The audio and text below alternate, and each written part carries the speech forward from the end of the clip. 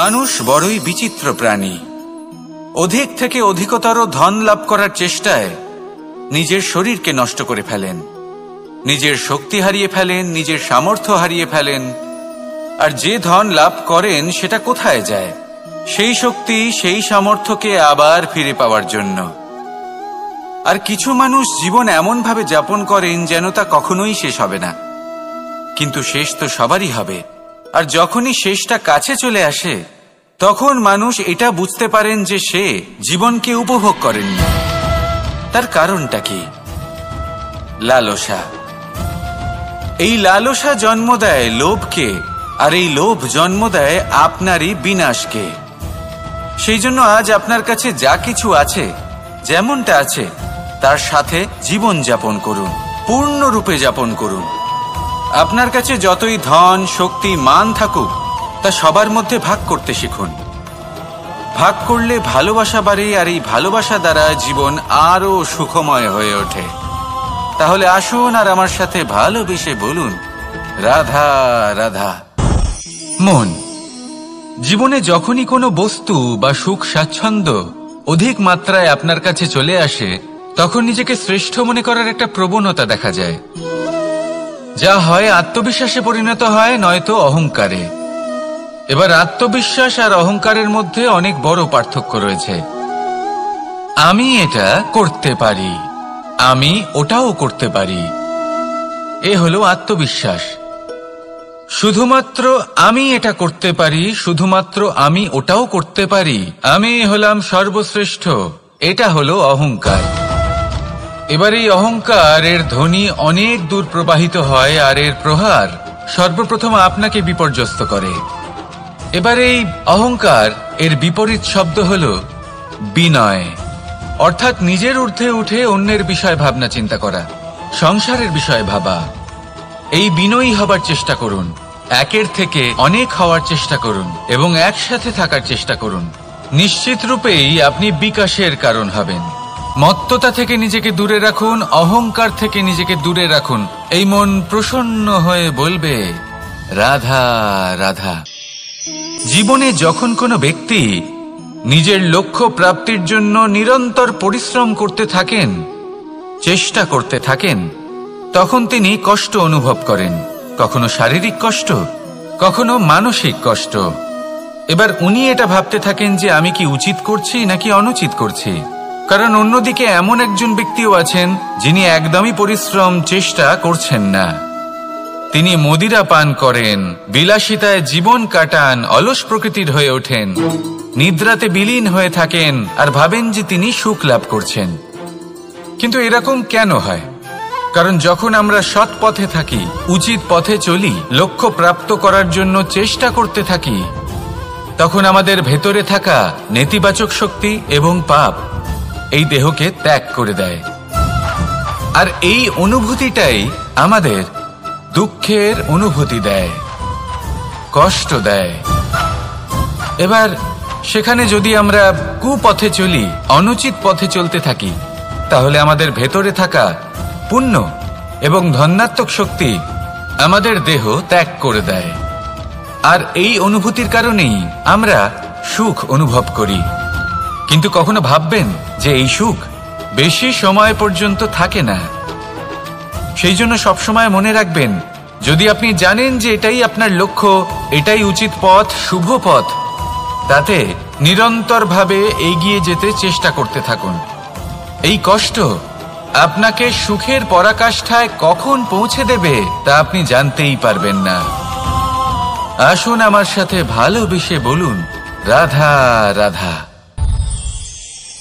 ঈর্ষা আমাদেরই মনে বসবাস করা আরো একটা শত্রু। তবে এই শত্রু কখনো কখনো আমাদের জন্য লাভদায়কও হতে পারে, কিন্তু যদি আমরা সতর্ক না থাকি তাহলে সেটা ততটাই ঘাতক হয়ে উঠতে পারে।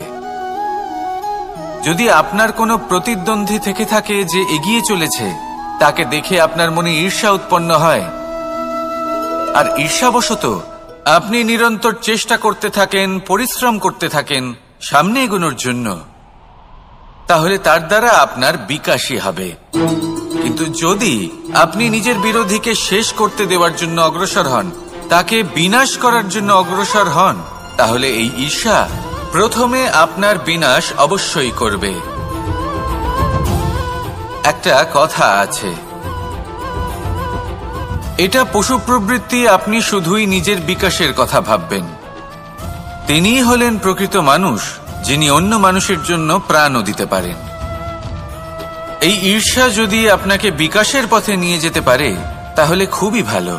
যদি আপনাকে অন্য কাউকে বিনাশ করে দেওয়ার পথে অগ্রসর করে তাহলে তার থেকে দূরে থাকাই ভালো।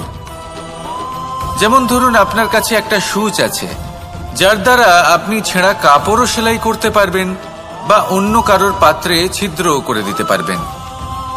আপনি কি চাইবেন, নিজের বিকাশ নাকি অন্য কারোর বিনাশ? সিদ্ধান্ত আপনারই। আসুন আর আমার সাথে ভালোবেসে বলুন, রাধা রাধা। বিষ এবং অমৃত, এর ভিত্তিতেই সংসার চক্র চলতে থাকে। যখন সমুদ্র মন্থন হয়েছিল তখন এই দুই প্রাপ্ত হয়েছিল। প্রথমে বিষ পাওয়া গেল, তারপর অমৃত। জীবন মন্থন করলেও এগুলো লাভ করা যায়। এবার এই যে বিষ, তা হলো অমৃতের থেকে অনেক বেশি শক্তিশালী এবং সেই জন্যই অনেক বেশি ঘাতকও। এবার বোঝার চেষ্টা করি এই বিষ আসলে কি। যে কোনো বস্তু বা কোনো ভাব যদি মাত্রার থেকে বেশি পরিমাণে আপনার কাছে থাকে, প্রয়োজনের থেকে বেশি আপনার কাছে থাকে, তাহলে সেটা আপনার কাছে বিষ সমান হতে পারে। তা সে ধন হোক, শক্তি হোক, সম্মান হোক, ইত্যাদি ইত্যাদি। যদি আপনার কাছে এমন কিছু থেকে থাকে যা মাত্রার থেকে বেশি পরিমাণে আপনার কাছে আছে, তাহলে তাকে ভাগ করতে শিখুন। যদি আপনি ভাগ করতে শিখে যান তাহলে এই বিষই আপনার জন্য অমৃতে পরিণত হবে, আর তাদের কাছেও অমৃত সমান হয়ে উঠবে যাদের এই সাহায্যের প্রয়োজন। তাহলে ভাগ করে নিতে শিখুন আর আমার সাথে ভালোবেসে বলুন, রাধা রাধা। কোনো বাড়িতে, কোনো পরিবারে যখন কারোর জন্ম হয় তখন তা কত সুখের মুহূর্ত হয়। সেই ছোট্ট সন্তান যখন কিছুটা বড় হয়, সে হাঁটার চেষ্টা করে, আর সেই প্রক্রিয়াতেও খুব বড় একটা শিক্ষা লুকিয়ে রয়েছে, ঠেলে দেওয়া। যখন আপনি হাঁটতে চান, সামনে এগোতে চান, তখন আপনি কি করেন? নিজের পায়ের তলার যে মাটি তাকে আপনি পেছনে ঠেলে দেন। ব্যাস, এই একই জিনিস তো জীবনেও শিখতে হবে। এবার যদি আপনি জ্ঞানের পথে অগ্রসর হতে চান তাহলে অজ্ঞানতাকে পেছনে সরিয়ে দিতে হবে। যদি আপনি প্রকাশের দিকে এগোতে চান তাহলে অন্ধকারকে পেছনে সরিয়ে দিতে হবে। যদি আপনি ভবিষ্যতে সফল হতে চান তাহলে অতীতের যে অসফলতাগুলিকে পেছনে সরিয়ে দিতে হবে। যে জল বইতে বইতে থেমে যায় তাকে আমরা নালা বলে থাকি, তার থেকে দুর্গন্ধ বের হয়। কিন্তু যে জল বইতেই থাকে তাকেই আমরা পবিত্র জল বলি। তাহলে আপনিও কর্ম করতে থাকুন, কখনো থামবেন না, আর আমার সাথে ভালোবেসে বলুন, রাধা রাধা। যোগাসন। যোগাসনে আসন অত্যন্ত গুরুত্বপূর্ণ। এবার আমি বলবো সবথেকে শ্রেষ্ঠ আসন কোনটি। আশ্বাস। নিজেকে আশ্বস্ত করতে থাকুন যে আমি আছি, সব ঠিক হবে, যা হচ্ছে ভালোর জন্য হচ্ছে।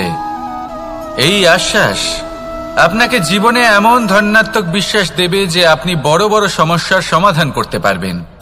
এবার যদি কথা বলি সবথেকে কঠিন সময়ের, তাহলে সেটা হলো বিচ্ছেদের। যা মা সীতাকে সহ্য করতে হয়েছে শ্রীরামের জন্য, রাধা কৃষ্ণকেও সহ্য করতে হয়েছে। যে ব্যক্তি বিচ্ছেদের সময় সঠিক পথে চলে এসেছে সে জীবনে অনেক শ্রেষ্ঠ স্থানে অবশ্যই পৌঁছতে পারবে। এবার যদি কথা বলি সবথেকে জরুরি এবং গুরুত্বপূর্ণ সময়ের, তাহলে সেটা হলো সংযোগ। সকলকে সাহায্য করতে থাকুন। আপনি অন্যদের সাহায্য করে তাদের যত আনন্দ দিতে পারবেন ততটাই আনন্দ আপনারও জীবনে অবশ্যই আসবে। আসুন আর আমার সাথে ভালোবেসে বলুন, রাধা রাধা। কামবোধ। এটাই আপনার অন্তরের প্রথম শত্রু। বেশিরভাগ মানুষই কামবোধ বলতে লালসা বোঝেন, কিন্তু এটা সম্পূর্ণ সত্য নয়। কামের আসল অর্থ হল কামনা। এটা খুবই সহজ ব্যাপার। মনুষ্য শরীর থাকলে, মানুষের মন থাকলে এই কামনা অবশ্যই থাকবে।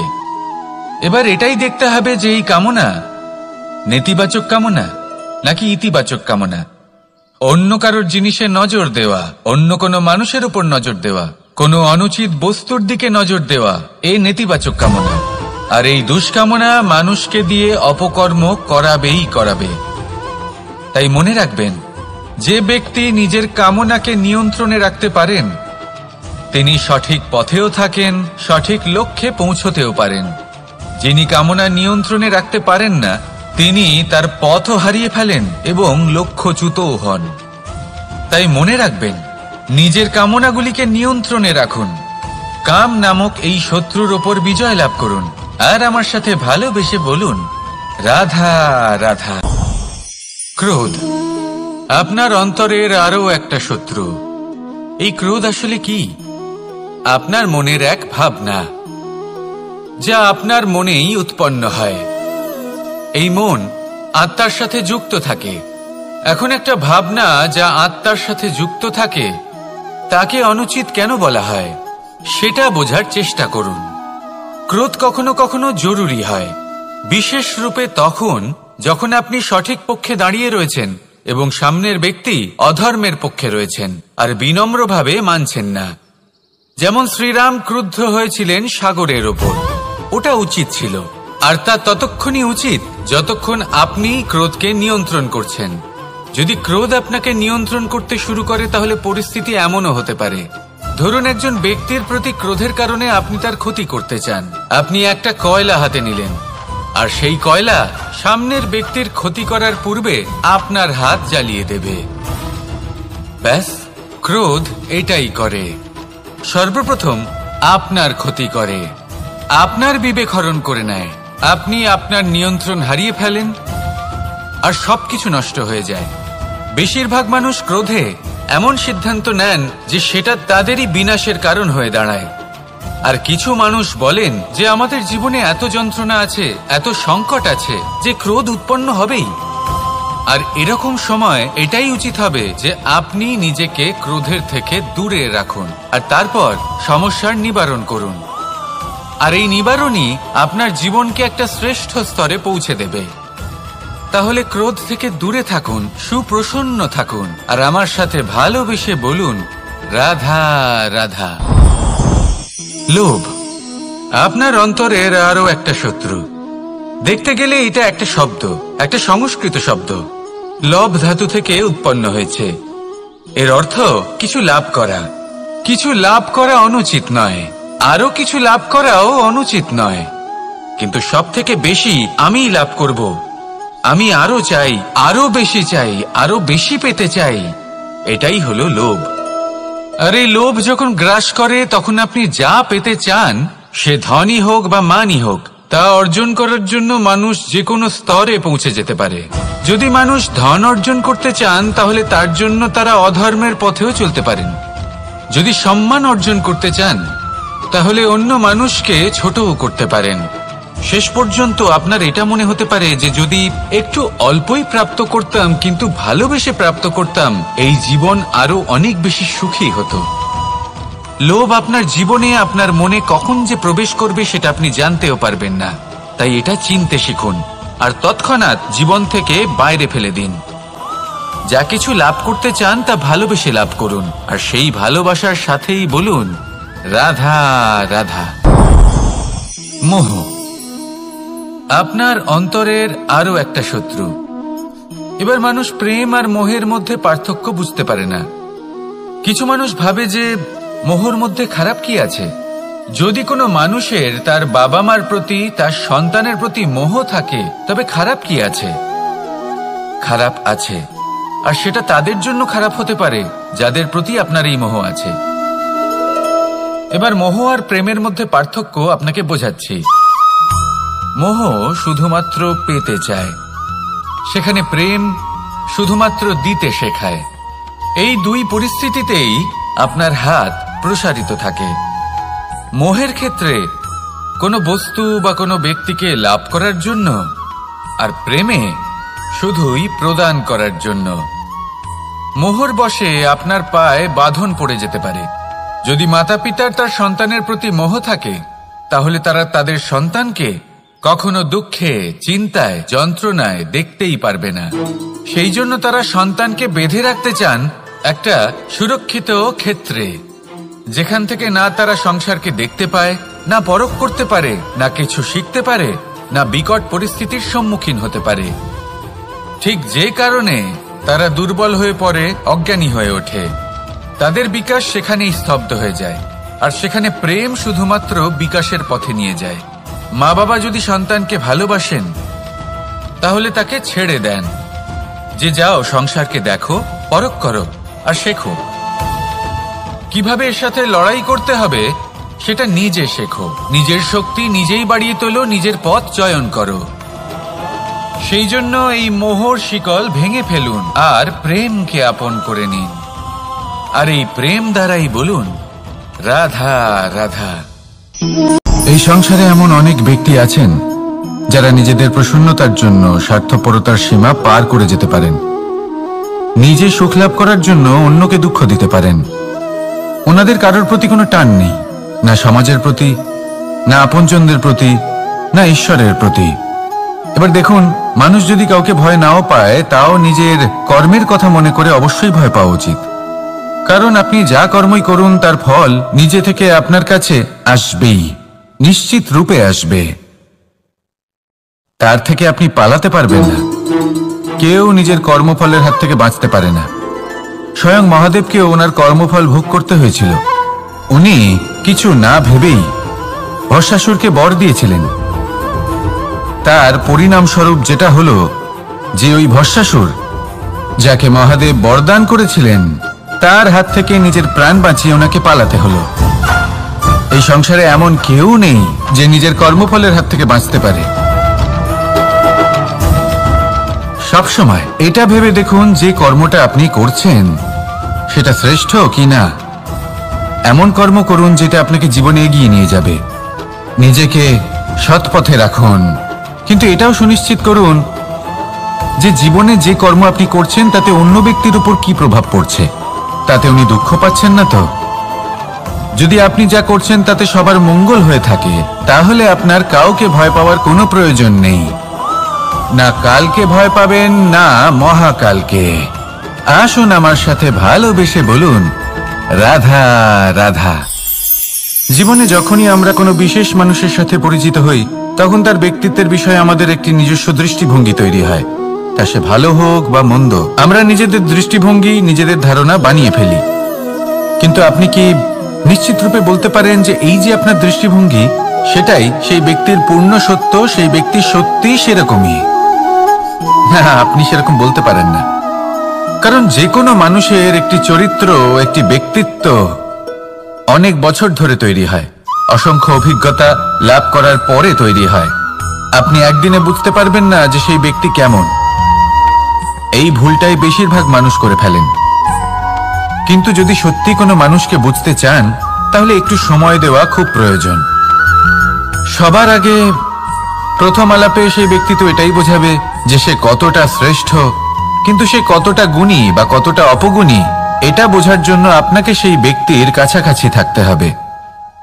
তিনি কতটা অহংকারী বা কতটা সজ্জন, সেটা বোঝার জন্য আপনাকে সেই ব্যক্তিকে সম্মান দিয়ে দেখতে হবে। সেই ব্যক্তি কতটা লোভী বা কতটা সরল, সেটা বোঝার জন্য তাকে ধন দিয়ে দেখতে হবে। সেই ব্যক্তির কতগুলো খারাপ গুণ আছে, সেটা বোঝার জন্য সেই ব্যক্তিকে স্বাধীনতা দিয়ে দেখতে হবে। তবেই তাকে আপনি বুঝতে পারবেন। যে কোনো মানুষকে বোঝা, তার ব্যক্তিত্ব বুঝে ওঠা এতটা সহজ কাজ নয়। যতক্ষণ কোনো ব্যক্তির ব্যক্তিত্ব সম্পর্কে স্পষ্ট ধারণা না হয়, ততক্ষণ সেই ব্যক্তির সাথে সম্পর্কে অগ্রসর হওয়া উচিত হবে না। আসুন আমার সাথে ভালোবেসে বলুন, রাধা রাধা। এই সংসারের দুটি সবথেকে শক্তিশালী শব্দ হল নীরবতা এবং প্রসন্নতা। এই দুটি সবথেকে বেশি কঠিনও। এবার আপনি বলবেন, এতে কঠিনের কি আছে? না, ক্ষেত্র বিশেষে নিজে নীরব থাকা হলো অত্যন্ত কঠিন। আর তার থেকেও বেশি কঠিন হলো বিকট পরিস্থিতিতে নিজেকে প্রসন্ন রাখা। কিন্তু যদি আপনি এটা শিখে যান, তাহলে এই নীরবতাই আপনাকে জীবনে অনেক বড় বড় সমস্যার হাত থেকে বাঁচাবে। এই প্রসন্নতা আপনাকে বিকটতর পরিস্থিতি থেকে বেরিয়ে আসতে শক্তি যোগাবে। তাই এই গুণ আত্মসাৎ করুন আর আমার সাথে ভালোবেসে বলুন, রাধা রাধা। আমরা সবাই জীবনে কামনা করি। কেউ ধন সম্পত্তির কামনা করি, কেউ ভালোবাসার, কেউ বন্ধুদের, কেউ নাম খ্যাতি আদি ইত্যাদি। এগুলো লাভ করার জন্য আমরা চেষ্টা করতে থাকি, পরিশ্রম করতে থাকি, কিছু সময় পরে অর্জনও করে ফেলি। কিন্তু সবকিছু অর্জন করার কিছু সময় পরে এরা রুষ্ট হয়ে যান, আমাদের থেকে দূরে চলে যান বা আমাদের থেকে কেড়ে নেওয়া হয়। এমনটা কেন হয়? এমনটা এই কারণে হয় কারণ মানুষের একটা দুর্বলতা আছে। কোনো কিছুই অর্জন করার পরে আস্তে আস্তে সে তার মূল্য, তার গুরুত্ব ভুলে যায়, তার জন্য চেষ্টা করা ছেড়ে দেয়। আর এটাই হলো সব থেকে বড় সমস্যা। ঠিক যেমন কোনো ব্যক্তি যিনি ধন অর্জন করতে চান তার জন্য কঠিন পরিশ্রম করেন, হয়তো ধন অর্জন করেও ফেলেন, তারপর আস্তে আস্তে ওই ধনের মূল্য ভুলে যান, উচিতভাবে তা প্রয়োগ করেন না, আস্তে আস্তে তার ধন তার সঙ্গ ত্যাগ করে দেয়, সমস্ত পরিশ্রম ব্যর্থ হয়ে যায়। সেই জন্য মনে রাখবেন, এই সংসারে কিছু অর্জন করা অত্যন্ত কঠিন ব্যাপার, কিন্তু তার থেকেও বেশি কঠিন হলো সেটা নিজের সাথে ধরে রাখা। তাই জীবনে যখনই আপনি কিছু অর্জন করবেন তার গুরুত্বটা বুঝুন, আর তারপরে সময় সময় তার মূল্য নিজেকে স্মরণ করাতে থাকুন। কৃতজ্ঞ থাকুন যে আপনার পরিশ্রম আপনাকে এই ফল দান করেছে, আর চিরকাল পরিশ্রম করুন, তবেই আপনি যেটা লাভ করেছেন সেটা আপনার কাছে থেকে যাবে। আসুন আর আমার সাথে ভালোবেসে বলুন, রাধা রাধা। এই সংসারে আপনার সব থেকে বড় বন্ধু কে? কেউ বলবেন ছোটবেলার বন্ধুরা, কেউ বলবেন মাতা পিতা, কেউ বলবেন ঈশ্বর। এবারে বলুন যে এই সংসারে আপনার সব থেকে বড় শত্রু কে? কেউ বলবে আপনার বিরোধী, সেই ব্যক্তি যে আপনাকে হিংসে করে, বা আপনার নিজের অহংকার, আপনার কুকর্ম। আমি বলবো যে এই সংসারে আপনার সব থেকে বড় বন্ধু হলো আপনার নিজের মন। এই চঞ্চল মনকে যদি আপনি নিয়ন্ত্রণ করতে শিখতে পারেন, তাহলে এর থেকে বড় বন্ধু এই সংসারে আপনি কোথাও পাবেন না। সেখানেই যদি এই মন আপনাকে বশ করে ফেলে, তাহলে সংসারে এর থেকে বড় শত্রুও আপনি কোথাও পাবেন না। সেই জন্য এই সংসারকে নিয়ন্ত্রণ করার চেষ্টা ত্যাগ করুন। প্রথমে এই মনকে নিয়ন্ত্রণ করতে শিখে যান, তাহলে এই জীবন নিজে থেকেই সাফল্যের পথে অগ্রসর হবে। আর তখন এই মন প্রসন্ন হয়ে বলবে, রাধা রাধা। সংসারে যদি আপনি শুভ কিছু অর্জন করতে চান, তাহলে দুটি পথ আছে। প্রথম হলো ধর্ম, আর দ্বিতীয় হলো কর্ম। কিছু ব্যক্তি এমন কথাও বলেন যে আমরা তো ধর্মের পথেই অগ্রসর ছিলাম, আমরা তো লক্ষ্যপ্রাপ্ত করতে পারলাম না, বরং আমাদের নিন্দা হলো। এবার এরকমটা ঠিক কেন হয়? এরকম এই কারণে হয় কারণ দেখতে গেলে ধর্ম সবসময় আমাদের এমন পথ দেখায় যেটা আমাদের একটা শুভ লক্ষ্য প্রাপ্তিতে সাহায্য করে, কিন্তু সেই লক্ষ্যে আমাদের পৌঁছতে হবে নিজেদের কর্ম দ্বারা। যদি আপনি ধর্মের পথে অগ্রসর হয়ে থাকেন, তাহলে আপনাকে কর্মও করতে হবে। যদি ধর্মের পথে চলেন কিন্তু কর্ম না করেন, তাহলে লক্ষ্য প্রাপ্তি হবে না। ঠিক সেইভাবেই যদি আপনি কর্ম করতে থাকেন কিন্তু ধর্মের পথে না চলেন, তাও লক্ষ্য প্রাপ্তি হবে না। মনে রাখবেন যে ধর্ম এবং কর্ম হলো একটি মুদ্রার দুই পিঠের সমান। এদের নিজের জীবনে আত্মসাৎ করুন এবং অগ্রসর হন। এই সংসারের প্রত্যেক লক্ষ্য আপনার হবে। আসুন আমার সাথে ভালোবেসে বলুন, রাধা রাধা। প্রত্যেক মানুষ জীবনযাপন করেন, কিন্তু প্রত্যেক মানুষ বেঁচে থাকার রসদ জোগাড় করতে পারেন না। তাহলে কি করা যায়? জীবনের রসদ কিভাবে জোগাড় করা যায়? কিভাবে আমাদের চেষ্টা করে যাওয়া উচিত? আমাদের কি করা উচিত? কিছু কাজ আছে যেগুলো আপনাদের করতে হবে। সর্বপ্রথম, জীবনে যখনই কোনো সমস্যা আসবে তখন নিরপেক্ষভাবে তার সম্মুখীন হন। তা সে যে সমস্যাই হোক, সেটা সমাধান করার জন্য আপনাকে শুভ পথ নির্বাচন করতেই হবে।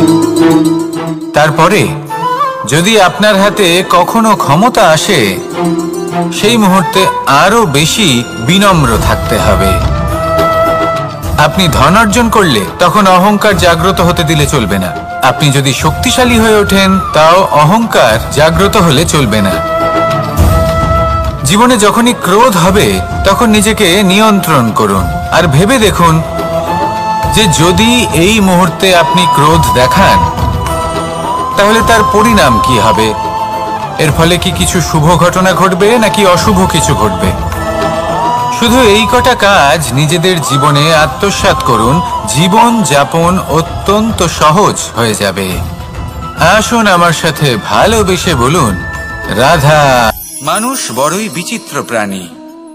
অধিক থেকে অধিকতর ধন লাভ করার চেষ্টায় নিজের শরীরকে নষ্ট করে ফেলেন, নিজের শক্তি হারিয়ে ফেলেন, নিজের সামর্থ্য হারিয়ে ফেলেন। আর যে ধন লাভ করেন সেটা কোথায় যায়? সেই শক্তি, সেই সামর্থ্যকে আবার ফিরে পাওয়ার জন্য। আর কিছু মানুষ জীবন এমন ভাবে যাপন করেন যেন তা কখনোই শেষ হবে না, কিন্তু শেষ তো সবারই হবে। আর যখনই শেষটা কাছে চলে আসে তখন মানুষ এটা বুঝতে পারেন যে সে জীবনকে উপভোগ করেননি। তার কারণটা কি? লালসা। এই লালসা জন্ম দেয় লোভকে, আর এই লোভ জন্ম দেয় আপনারই বিনাশকে। সেই জন্য আজ আপনার কাছে যা কিছু আছে, যেমনটা আছে, তার সাথে জীবন যাপন করুন, পূর্ণরূপে যাপন করুন। আপনার কাছে যতই ধন, শক্তি, মান থাকুক, তা সবার মধ্যে ভাগ করতে শিখুন। ভাগ করলে ভালোবাসা বাড়ে, আর এই ভালোবাসা দ্বারা জীবন আরো সুখময় হয়ে ওঠে। তাহলে আসুন আর আমার সাথে ভালোবেসে বলুন, রাধা রাধা। মন, জীবনে যখনই কোনো বস্তু বা সুখ স্বাচ্ছন্দ্য অধিক মাত্রায় আপনার কাছে চলে আসে তখন নিজেকে শ্রেষ্ঠ মনে করার একটা প্রবণতা দেখা যায়, যা হয় আত্মবিশ্বাসে পরিণত হয়, নয়তো অহংকারে। এবার আত্মবিশ্বাস আর অহংকারের মধ্যে অনেক বড় পার্থক্য রয়েছে।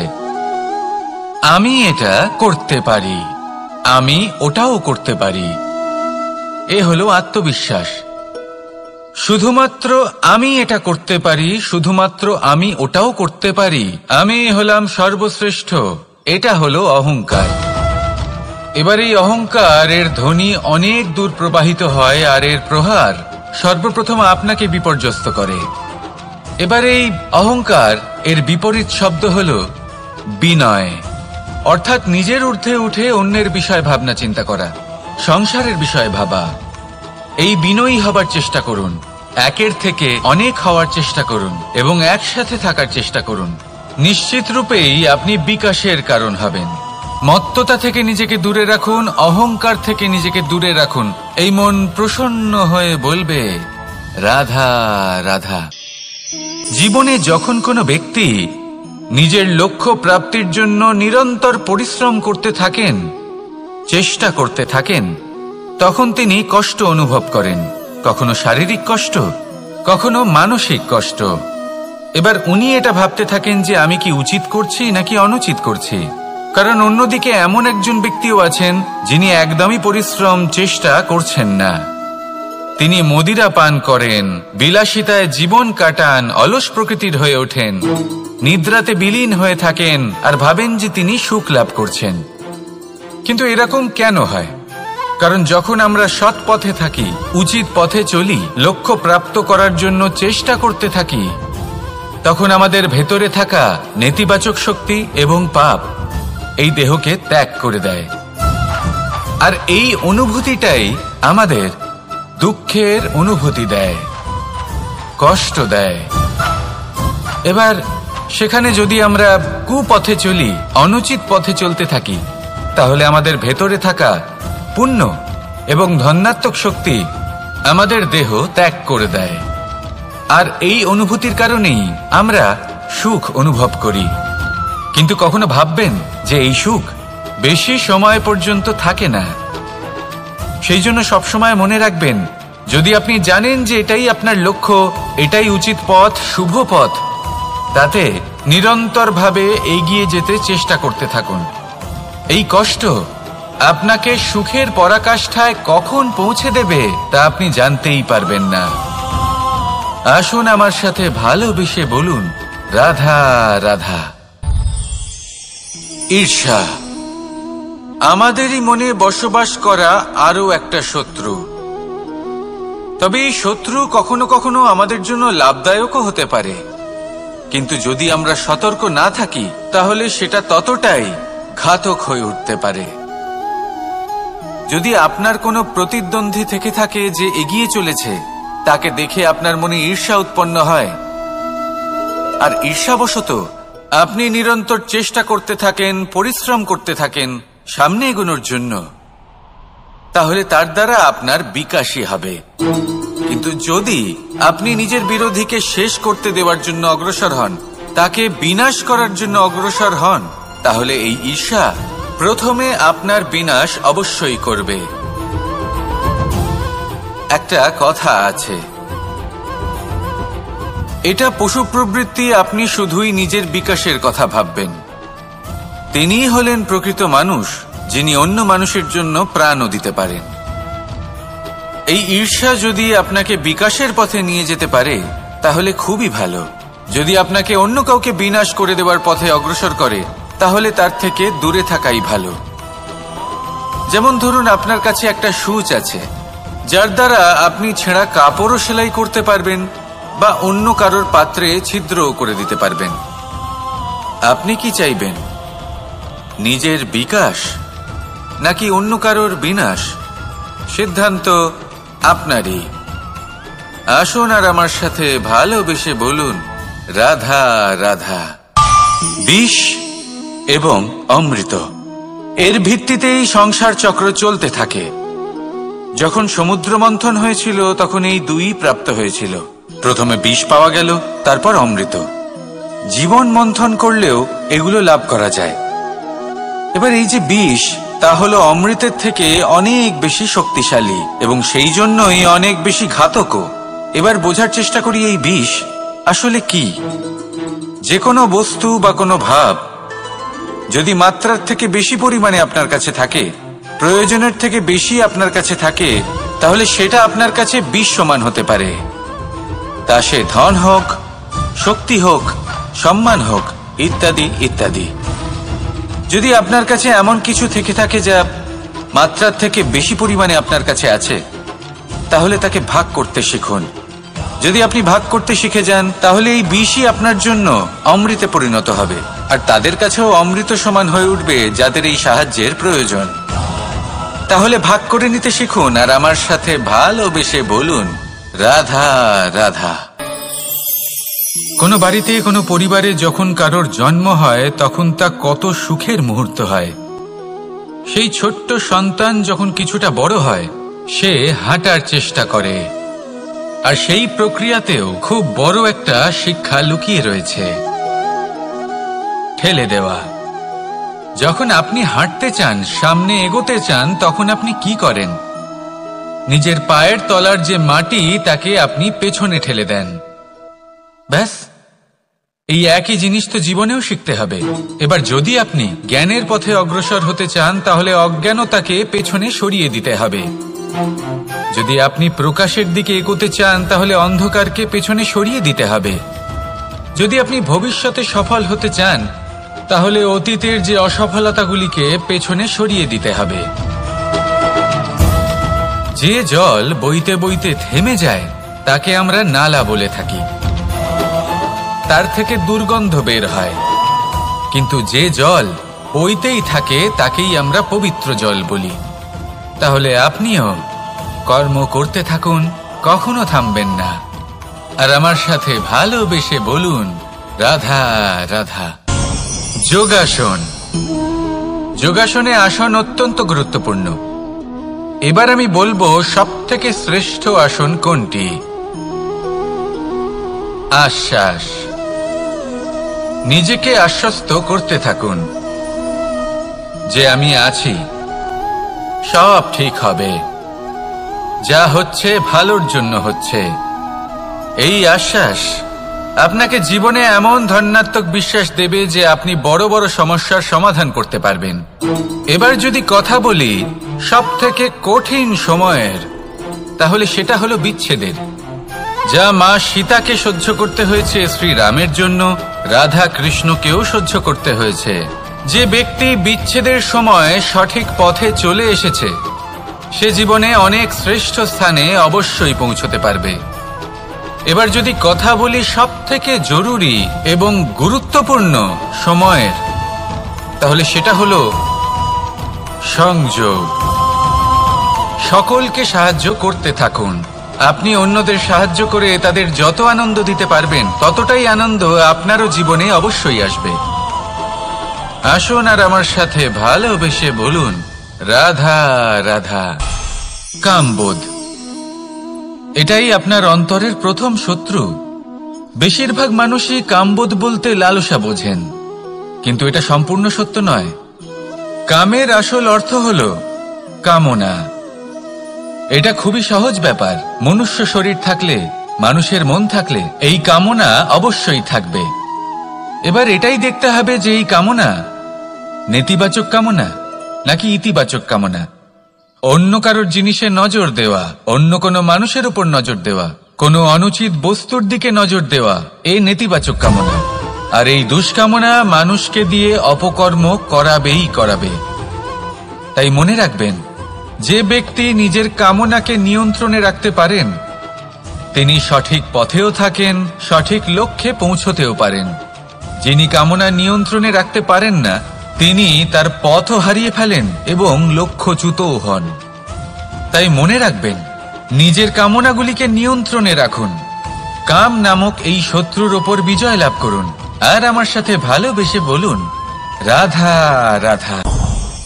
ক্রোধ, আপনার অন্তরের আরো একটা শত্রু। এই ক্রোধ আসলে কি? আপনার মনের এক ভাবনা, যা আপনার মনেই উৎপন্ন হয়। এই মন আত্মার সাথে যুক্ত থাকে।